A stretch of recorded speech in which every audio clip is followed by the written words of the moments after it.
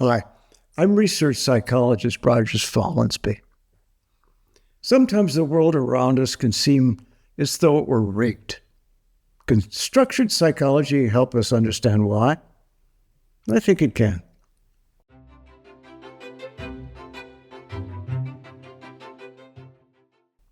When we talk about something being rigged, we're usually talking about an event we feel has been unfairly manipulated.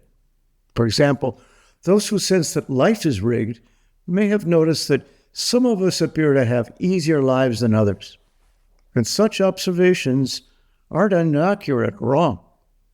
But that doesn't mean that one's life situation has been dishonestly manipulated. What it does mean is that it's been in perfect step with the structure. And yet the structure has no personal gripes, no enemies to deal with, fears or preferences. It's just a structure, and we all follow its marching orders. We have to. It's the structure that all existing things are guided by. Here's a fact for you. There's nothing about life that's equal for all. Does it surprise you? Of course not. Life is about relationships, and relationships are only possible where there are differences. In other words, the only reason any of us are living at all is because all of us form a part of a system. And that's preset for contrast, disparity, and conflict. But then again, we form as much of a bond with disparity and conflict as we do with similarity and harmonious agreement. That's a relationship's mandate, and so is ours. Unfortunately, differences make for mistakes, imperfections, conflict, and contradiction. You are different than everyone you have a relationship with, and yet that's the very reason why you can have relationships in the first place.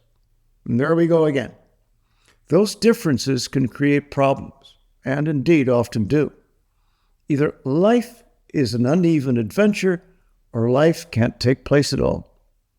We're relational beings, and relationships are built on differences, contrasts, and disparities. Sadly, for all of us, differences, contrasts, and disparities are the fundamental ingredients for discourse and contradiction, and the pain and suffering such contrasts bring along with them. Once you understand that all the relationships you have depend on required differences between the subject, that would be you, and the objects that you're in relationship with, you'll see that life either has its ups and downs, or it can't be life at all. Does the common expression, "that's life," start to mean something more to you right now? The characteristics that you have will never be exactly like anyone else's.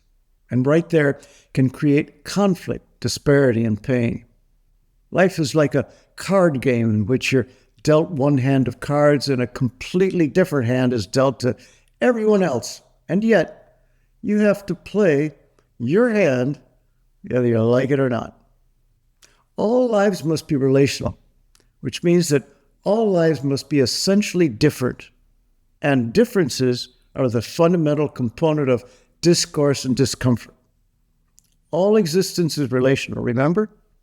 That's why the structure that guides our every move creates all manner of love and hate, attraction and repulsion, acceptance and rejection. Without these contrasts between related things, no relationship can take place, and we can't either. So, if you need to blame someone, blame the structure of life. The structure won't mind. I promise. Thank you for listening.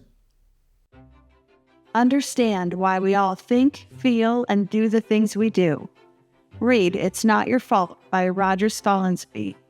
Link in the comments below.